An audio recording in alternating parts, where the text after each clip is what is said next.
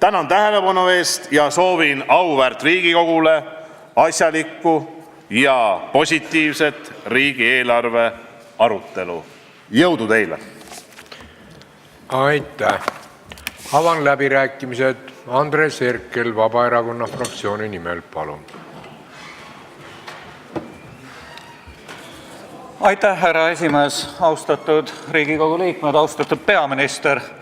Mina ka tänan. Ma tänan peaministrit selle eest, et tema kõne ajal Eesti eelnõude infosüsteemis sai võimalikuks avada ka riigieelarve alusdokumenti.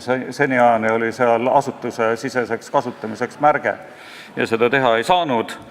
Paratamatult opositsioonierakondade kriitika on ilmselt ajas süvenev, kuna me päris ühel infoväljal ei ole, aga avalikest allikatest ja senisest tegevusest, riigieelarve strateegiast ja muudest dokumentidest tulenevalt küllap üht-teist oskame öelda.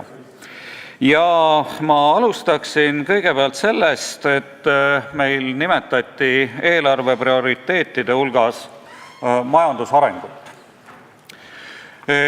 Me oleme siin kriitilisel seisukohal, nagu Enn Meri ka infotunnis püstitas küsimuse võimalikust ülekuumenemisest, reservide vajadusest. Meie arvates valitsus ei ole nendel aastatel, mil Eesti majandusel läheb küllalt hästi, käitunud eelarvega päris sellisel viisil, et kaugem tulevik oleks parimal võimalikul moel kaitstud ning see paneb majandusarengu kui prioriteedi üle siiski päris suure küsimärgi.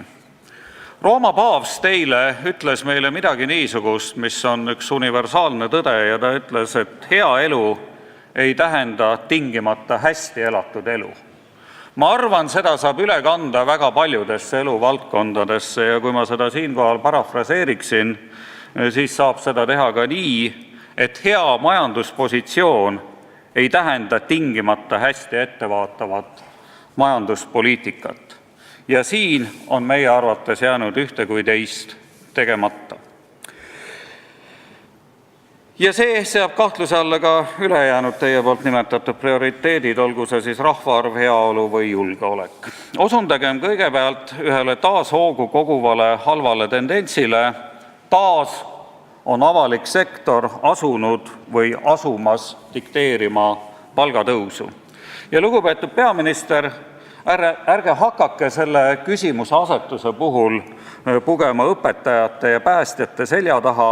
Meil pole mõtteski nende palgatõusu vaidlustada, küll aga tuletan siinkohal meelde, et Vabaerakond on mitme eelnõuga ette pannud, et avaliku sektori kärbe algaks tegelikult poliitiliselt tipptasandilt, olgu erakondadest, olgu ministeeriumitest, ja siit edasi peaksime me vaatama tegelikult kõigi ministeeriumite sisse ükshaaval, et dubleerimise ja asendustegevuste kohad üles leida ja avaliku sektori kulutusi mõistlikul moel kärpida.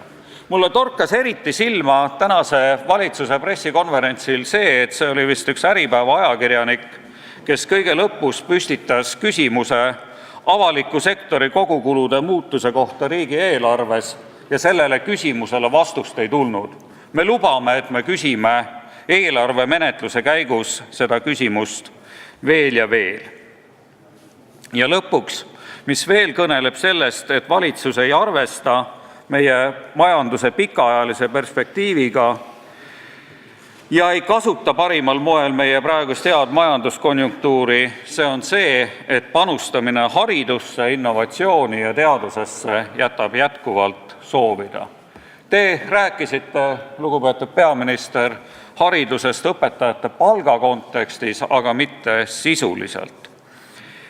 Ja mul jääb üle siinkohal meenutada ka Teaduste Akadeemia presidendi eilseid sõnu ühes telesaates, kus ta ütles umbes nii, et kõige usklikumad inimesed Eestis on need, kes koostavad riigieelarvet, sellepärast, et nad usuvad, et Eesti teadus areneb ja edeneb ka edaspidi, ilma et sellesse valitsuse poolt panustatakse. Ma palun veidi ka lisaaega. 3 minutit lisaaega. Ja lõpuks paar marginaali või ääremärkust. Maksurahust on siin korduvalt juttu olnud, ka seda peaminister oma kõnes kasutas. See on niisugune pealesunnitud maksurahu, mis tuleneb ilmselt väga paljudest ebaõnnestumistest. Aktsiisipoliitikast on siin olnud juttu, tegelikult selle osas ei ole võetud nende möödalaskmiste eest selget poliitilist vastutust. Vahepeal on räägitud ka aktsiiside vähendamisest, tagasipööramisest, seda eelarves siiski ei kajastu, aga ma nimetaksin ka selle 500-eurose tulumaksuvabastuse puhul siiski terve rida tekkinud probleeme. Mõistlik oleks see, kui see laieneks kõikidele. Kindlasti on üks suur probleem abikaasa ühiste tuludeklaratsioonide võimaluse äravõtmine, nii edasi.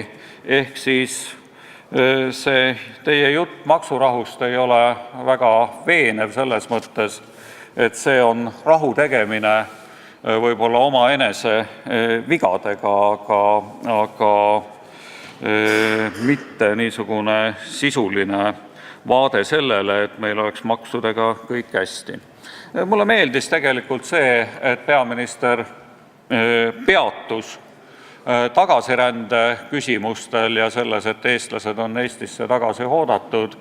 See sõnum tõepoolest majanduse headel aegadel peaks jõuliselt kõlama, aga jällegi mulle tundub, et valitsus ja täitevvõim tegelikult oma parimat selleks, et neid tingimusi luua, neid inimesi aktiivselt kutsuda, tagada ka see, et laste koolidesse, lasteaedadesse panek Eestis tagasi tulemise korral oleks sujuv ja valutu, seda kõike ei ole ka piisaval määral tehtud. Aga nagu ma ütlesin, me süveneme riigieelarvesse esimesel, teisel, kolmandal lugemisel ja kindlasti teeme ka omapoolseid ettepanekuid. Aitäh!